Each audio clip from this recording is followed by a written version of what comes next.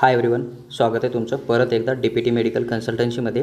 आज आपण चर्चा करणार आहोत जे काय आपलं MIT लातूरचं प्रायव्हेट MBBS कॉलेज आहे त्या कॉलेजमध्ये तुम्हाला तुमच्या कॅटेगरीनुसार फर्स्ट सीटसाठी अलॉटमेंट व्हायला किती ऑल इंडिया रँक असायला हवा, त्याचबरोबर तुमच्या कॅटेगरीमधून जी काय शेवटची सीट भरली जाणार आहे त्या सीटसाठी तुमचा ऑल इंडिया रँक किती असायला हवा, त्याचबरोबर कोणत्या कॅटेगरीमधून 2025ला किती स्कोर व जे आहे ते सीट अलॉटमेंट झालेला आहे आणि तुम्ही थंबनेलवर जे बघितलं तो कट ऑफ कोणत्या कॅटेगरीचा आहे याची पूर्ण माहिती मी तुमच्याबरोबर शेअर करणार आहे। त्याचबरोबर तुम्ही जर हे कॉलेज ॲडमिशनसाठी निवडताय तर या कॉलेजची जी काय जनरल इन्फॉर्मेशन आहे ती पूर्ण मी तुमच्याबरोबर शेअर करणार आहे। तसंच कॉलेजसोबत जे काय हॉस्पिटल कनेक्ट आहे त्या हॉस्पिटलचं जे काय क्लिनिकल एज्युकेशन तुम्हाला मिळणार आहे त्याची पण पूर्ण माहिती आपण बघणार आहोत। तुम्ही पूर्ण व्हिडिओ बघा, तुमचे 100% डाऊट क्लिअर होऊन जातील आणि जरी तुमचा एखादा डाऊट शिल्लक असेल तरी तुम्ही कमेंटमध्ये कमेंट करा, मी त्याचा रिप्लाय करून तो सॉल्व्ह करण्याचा नक्की प्रयत्न करेल। आता सगळ्यात अगोदर या कॉलेजचा जो चॉईस कोड असणार आहे ना, चॉईस लिंकमध्ये फिल करण्यासाठी तो 1330 असणार आहे। इनटेक कॅपॅसिटीचा आपण विचार केला तर टोटल 150 जागा या कॉलेजमध्ये तुम्हाला बघायला भेटतील।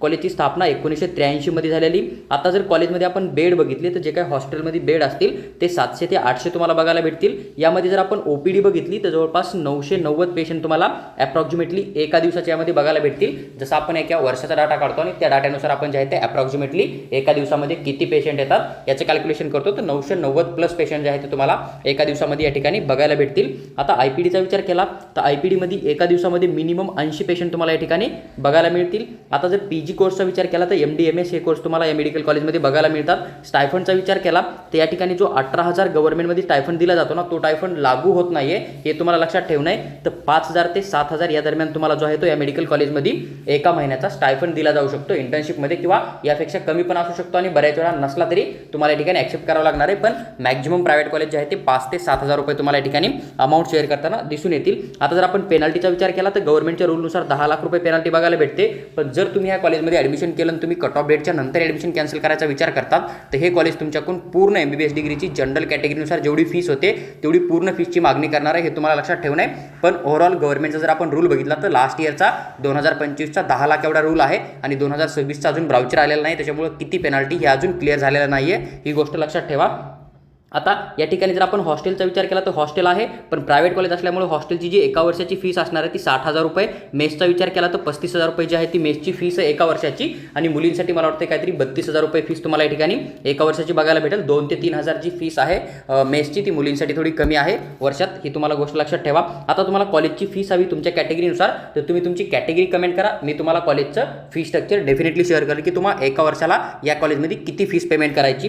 त्याचबरोबर स्टुडंटच्या रेटिंगचा विचार केला तर 10 पैकी 8.4 जी आहे ती या कॉलेजची रेटिंग तुम्हाला बघायला भेटेल। आता एक्सपेक्टेड कट ऑफ SC कॅटेगरीमधून फर्स्ट सीटसाठी जर आपण ऑल इंडिया रँक बघितला तर 1,45,789 पर्यंत सीट अलॉटमेंट होऊ शकतं। लास्ट सीटसाठी 1,66,183 पर्यंत अलॉटमेंट होऊ शकतं। 2025चा क्लोजिंग कट ऑफ तुम्ही नीट स्कोरनुसार स्क्रीनवर चेक करू शकतात। आता महत्त्वाची गोष्ट, जो लास्ट ऑल इंडिया रँक आहे ना, लास्ट सीटसाठी अलॉटमेंट व्हायला तो कॅप राऊंड 1चाच असू शकतो, ही गोष्ट तुम्हाला लक्षात ठेवायचं आहे। किंवा जर एखादी सीट बेटरमेंट होऊन पुढच्या राऊंडला वॅकंट आली तर तो कॅप राऊंड 2चा पण असू शकतो। पण जर समजा कोणी बेटरमेंटच नाही झालं तर बऱ्याच कॉलेजचा जो लास्ट स्टुडंटचा ऑल इंडिया रँक आहे ना तुमच्या कॅटेगरीमधून तो कॅप राऊंड 1चाच असणार आहे, हे तुम्हाला थोडं समजून घेणं पडेल। ST कॅटेगरीचा विचार केला 3,38,362 पर्यंत फर्स्ट विद्यार्थ्याला अलॉटमेंट झालेलं आहे आणि लास्ट विद्यार्थ्याचा विचार केला तर 3,49,108 पर्यंत। FJ category 85,025 first, 95,620 last. NEET score तुम्ही या ठिकाणी स्क्रीनवर चेक करू शकतात आणि ST कॅटेगरीमधून 336 मार्कापर्यंत 2025ला या ठिकाणी सीट अलॉटमेंट झालेला आहे। NTB category 1,30,700 first, 1,32,324 last. NEET score स्क्रीनवर चेक करू शकतात।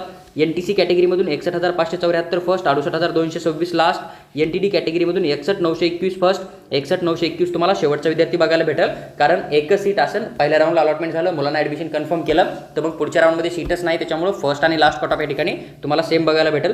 OBC कॅटेगरीचा विचार केला 60,559 फर्स्ट, 67,603 शेवटच्या विद्यार्थ्याला अलॉटमेंट झालं होतं। ACBC कॅटेगरीमधून 62,043 first, 70,061 last.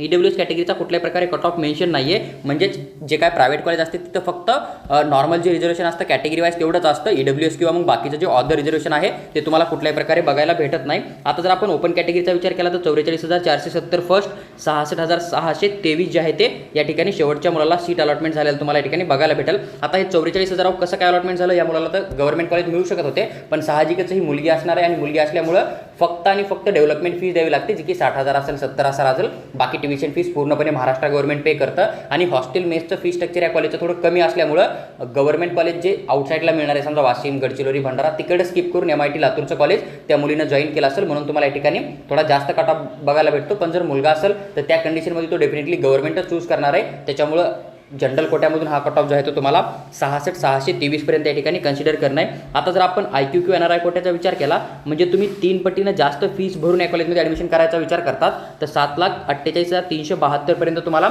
या ठिकाणी सीट अलॉटमेंट होऊ शकतं. 212 लास्ट इयरचा स्कोर होता, पण यावर्षी मिनिमम तुमचा 213 स्कोर असायला हवा जनरल कॅटेगरीमधून आणि ऑदर रिझर्व कॅटेगरीमधून 177 प्लस स्कोर असायला हवा, जेणेकरून की तुम्ही या ठिकाणी एलिजिबल आहात आणि तुम्हाला सीट अलॉटमेंटचा चान्स लागू शकतो 3 पटीनं जास्त पेमेंट करून. तर हा एक MIT लातूरचा डिटेल व्हिडिओ होता जो की मी तुमच्याबरोबर शेअर केला आहे.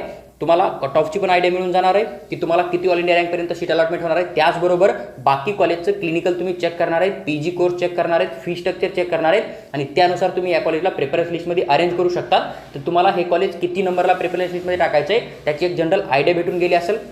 जर व्हिडिओ आवडला असेल तर लाईक करा आणि चॅनलला सबस्क्राईब नंतर जुळून राहा, जेणेकरून आम्ही बाकीच्या कॉलेजची इन्फॉर्मेशन किंवा येणारे अपडेट ज्यावेळेस डिटेलमध्ये एक्सप्लेन करून शेअर करू त्यावेळेस ती तुम्हाला मिळत राहणार आहे. त्याचबरोबर जर तुम्हाला DPT मेडिकल कन्सल्टन्सीमधून पेड काउन्सिलिंग जॉईन करायचे असेल तर तुम्ही आम्हाला व्हॉट्सअपवर मेसेज टाका, आम्ही तुम्हाला पेड काउन्सिलिंगबद्दल सविस्तर माहिती नक्की शेअर करू.